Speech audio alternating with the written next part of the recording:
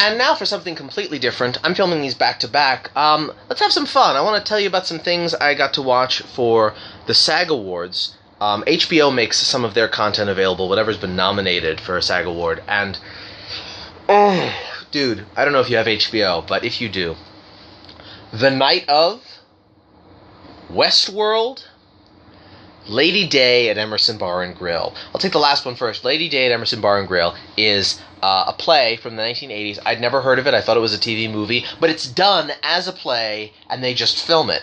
There's an audience and everything. It's one of the most upsetting portrayals of Billie Holiday. It rips your heart out. It's beautiful, and you know she doesn't just have to act like Billie Holiday. She has to be able to sing like Billie Holiday.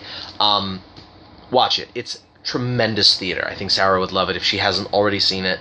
That's my theater HBO recommendation. For shows, okay, The Night of is Law and Order meets Oz. It's an A-list HBO treatment of the police procedural, and dude, that first episode is brutal. If you do nothing else, watch the pilot. And you know what? If you finish the pilot and you don't really want to know what happens next, you can stop there, but I think you will appreciate it's Hitchcock in 2016. That's what I'm gonna say. It's amazing. There's a shot in that pilot. Oh my god, I hope I get to talk to you about this at some point. And finally, Westworld. I'm not a fan of taking movies and turning them into TV series. It's kind of like the reboot thing, the remake thing. I'm tired of it. Westworld was a movie from the 70s, written by Michael Crichton. But I think there are some TV shows out there that are really trying to tell new stories. They're just using the title as an opportunity to get people in. Westworld could have been called something completely different. It didn't have to reference the movie. You could have tweaked some things. But allowing for the fact that they were clearly trying to reference and homage this movie, it's brilliant. It's not the best show on television. It's not like Battlestar Galactica was for me in 2004 or Breaking Bad in 2008. But it's so good, and it's got a cast full of people you love and you know, and you're like, oh, I didn't know this person was going to be in it. Like, okay, again, watch that first episode, because the first episode of both of these shows really are done like little masterpiece, TV movies. They're not that long, but they're that well crafted. Check those out, and because I want to talk to you about them. And then finally, I want to talk to you about the movie I hated the most, and it's really frustrating because this is going to be a script doctor thing. I started off loving it. The first hour of this film, I absolutely loved it. It's called Captain Fantastic. It's Viggo Mortensen's new film. He plays a left-wing, anarchist survivalist living on the mountains with his family, completely off the grid. And the kids are brilliant because they're being homeschooled. He has them running marathons. They're learning mountain climbing. They're learning to hunt and plant and garden. They know everything there is to know about botany. They're learning quantum physics at 13. They speak 6 languages. And someone dies. This is not a spoiler. It's in the trailer. They have to go down off the mountain into civilization. There comes a point in this movie where a scene is so poorly written, it challenges your belief of what the characters would do, that it takes you completely out of the moment. And I could have done... There are 2 ways to fix what goes wrong in this movie. The first is purely cosmetic. There are 3 scenes missing from this movie. I won't tell you what they are in case you want to see it. If you don't, we'll discuss it over the phone. But there are 3 scenes missing, and if you put those scenes back in, even just one, but preferably all 3, you fill in the holes...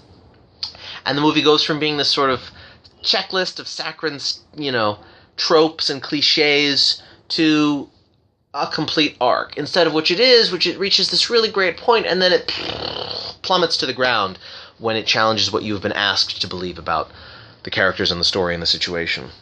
But like I said, that's the cosmetic solution, and I prefer the holistic approach. Central to this movie is the question of what is child abuse? Is it every parent's right to raise their kids the way they want, Here's this guy, he's raising his kids in the woods with wild animals around, and no hospitals, and no one's medically trained, and what's he teaching them? And then the counterpoint question is, well, they're eating fresh fruits and vegetables, they're learning about all this important stuff. What are your kids eating when they go to school? What are your kids learning? What are your kids doing on the internet? No side is right. That's tremendously important. But this movie uses the dead character, the sanctity of mourning, to never examine critically what this family is doing. It's only presented in positive lights. It's never explored in a negative light. And it cheapens the dialogue. I don't mean the literal dialogue, I mean the discussion, because that works in real life. If a family is in mourning, you don't choose that moment to question the choices that led them to that death. But asking the audience to go along with that, asking the audience to be complicit in silence, that's bad writing. It may not make the writer a cowardly person, but it's a cowardly choice, because it dodges the hardest parts, which is maybe it wasn't as good as you thought. Maybe there are real problems with what you're doing. And that was the movie I wanted to see. I wanted the movie to fulfill its promise of examining who these people are and what they're doing, and why is it so strange, and why is it wonderful. I loved seeing these kids. The kids are the best part of the movie. I mean, and the idea of homeschooling them is so attractive to me. So I wanted it to be challenged. I wanted it to be examined critically, and it wasn't. I'm not going to do any more in this video. This is 6 minutes already, but I saw some cool stuff, and I would love to tell you about it either in more videos or the next time that we talk on the phone. There are some things that people do on YouTube where they do little script doctor things, what I would have done differently, how I would have fixed this, and I'm thinking about giving it a shot. I mean, what do I have to lose? Already no one reads my writing, so it's not like I can, lower that number any further. Alright, man, I'm going to sign off, and I'll catch you out there. Bye.